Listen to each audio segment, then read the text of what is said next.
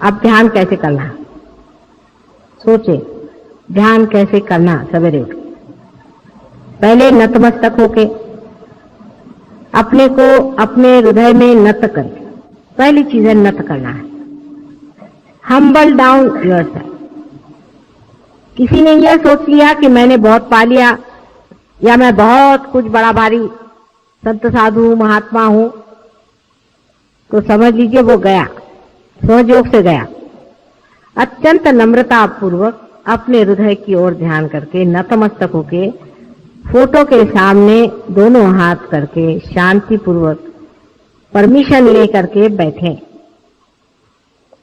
बात बात में क्षमा मांगनी पड़ती है, तो उस वक्त भी क्षमा मांग के कि हमसे अगर कोई गलती हो उसे माफी करके ध्यान में आज हमें उतारिए। इस तरह की प्रार्थना करके जिन्हों से हमने वैर किया है सबको माफ कर देते हैं, और हमने अगर किसी से बैर किया उसके लिए तुम हमें माफ कर दो। अत्यंत पवित्र भावना मन में ला करके और आप ध्यान में जाएं। आंख बंद करके और थोड़ी देर ध्यान करें। आप कितने मिनट करें इससे कोई मतलब नहीं होता, यह सवाल पूछना बहुत गलत बात है। आप 5 मिनट करिए और चाहे 10 मिनट करिए। 5-10 मिनट एकाग्रता से आप ध्यान करें।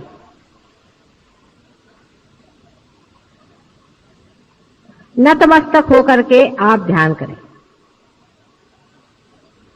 पर ध्यान करने से पहले इसको समझ लें। ध्यान करने से पहले जहां बैठ रहे हैं उस आसन में बंधन दे, अपने को बंधन दे, अपने शरीर को बंधन दे। 7 मर्तबा अपने शरीर को बंधन दे, स्थान को बंधन दे, फोटो को बंधन दे। ये तो हो गया मैकेनिकल बाहर करने का, क्योंकि कुछ लोग तो यूं कर लेते, हो गया काम खत्म। ऐसी बात नहीं। विचार पूर्वक अत्यंत श्रद्धा से, जिस तरह से पूजा में बैठे हैं, अत्यंत श्रद्धा से मौन रख के और बंधन दे। उस वक्त में ये नहीं कि जैसे पूजा में लोग कहते हैं भाई वो ले आओ ये ले आओ, इस तरह से। और उसके बाद अपने मन को बंधन दे। अब मन कहाँ होता है? आपने आज तक मुझसे नहीं पूछा कि मां मन कहाँ होता है। मन यहां होता है, यहां उसकी शुरुआत है। माने विशुद्धि चक्र और आज्ञा चक्र को बहुत जबरदस्त बंधन दे, मन को बंधन देना है। और ये विचार करें कि हम प्रभु तेरे ही बंधन में रहे, हमारे ऊपर कोई बुरा असर ना आए, अत्यंत नतमस्तक होकर के। और उस वक्त में ये सोच के कि हम साक्षी हैं और सब चीज से हम अलग हट करके हम निर्मल हैं, उस चीज से हम उससे अछूते हैं। सब चीज से अपने को हटा करके और अब आप बैठ रहे हैं। आप ऐसा प्रयत्न रोज करें, आपको इसी की एक प्रकार से आदत लग जाएगी। अत्यंत श्रद्धा पूर्वक ध्यान करें सवेरे का समय, चाहे 10 मिनट और चाहे आधे घंटे, उसका कुछ फर्क नहीं पड़ता। ध्यान करते वक्त में कुछ हाथ ऊपर नीचे मत करिए। ध्यान करते वक्त में सिर्फ फोटो की ओर दृष्टि रखते रखते आंख को बंद कर लें और कोई हाथ पैर घुमाने की जरूरत नहीं। उस वक्त कोई सा भी चक्र जो खराब हो, उस चक्र की ओर सिर्फ दृष्टि करने ही से वो चक्र ठीक हो जाएगा। क्योंकि उस वक्त मैंने कहा है कि गति ज्यादा रहती है सवेरे के टाइम। अब पहले तो अपने चक्र वगैरह शुद्ध हो गए, उसके बाद अपने आत्म तत्व पर विचार करें या अपने आत्म तत्व, आत्मा की ओर चित्त ले जाए। आत्मा कहाँ होता है? किसी ने मुझसे भी नहीं पूछा आज तक कि मां आत्मा कहाँ होता है। आत्मा हमारे हृदय में होता है, लेकिन उसकी सीट जो है यहाँ सहस्त्रार के ऊपर में होती है। तो इसलिए मैंने कहा था कि हृदय में नतमस्तक हो और चित्त जो है सहस्त्रार की ओर ले जाके आत्मा के ओर समर्पित हो। विचार से ही आत्मा की ओर समर्पित हो। आत्म तत्व का इसेंस क्या है? आत्म तत्व जो है वो पवित्रता है। पूरी निर्मल पवित्रता कहिए, उसके ओर नजर करें। वो पूर्णतया अलिप्त है, किसी चीज में लिप्त नहीं। जो भी चीज आपसे लिपटी हुई है उसी के कारण आप आत्मा से दूर हैं। आत्म तत्व का विचार करें, और ये आत्म तत्व प्रेम है। अनेक बार इसका विचार करें, बहुत बड़ा विचार है। आत्म तत्व प्रेम है। बहुत अनेक धर्म संसार में संस्थापित हुए, लेकिन उसमें प्रेम की व्याख्या कोई कर नहीं पाया। इसके कारण उसके अनेक विपर्यास हो गए। प्रेम की व्याख्या नहीं हो पाती, लेकिन प्रेम वही शक्ति है जो आपके हाथ से बह रही है। वही चेतना है जिसे लोग चेतना के नाम से जानते हैं, लेकिन ये नहीं जानते कि ये प्रेम है। चेतना को वो ऐसी शक्ति समझ लेते हैं जैसे बिजली और पंखा है। नहीं, आत्म तत्व प्रेम है।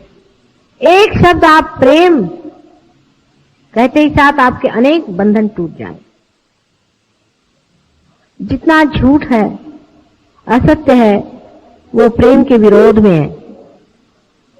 अगर आप किसी को डांटते भी हैं और उसको सत्य बता रहे हैं तो आप प्रेम कर रहे हैं।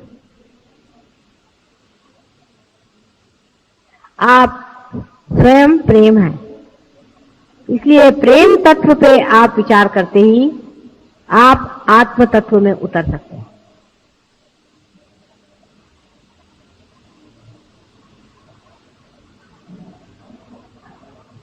ध्यान में कोई सा भी एक विशेष विचार नहीं लेने का, लेकिन अब आप कह सकते हो हैं कि मैं वही प्रेम तत्व हूं, मैं वही आत्म तत्व हूं, मैं वही प्रभु की शक्ति हूं। आप इसे कह सकते हैं।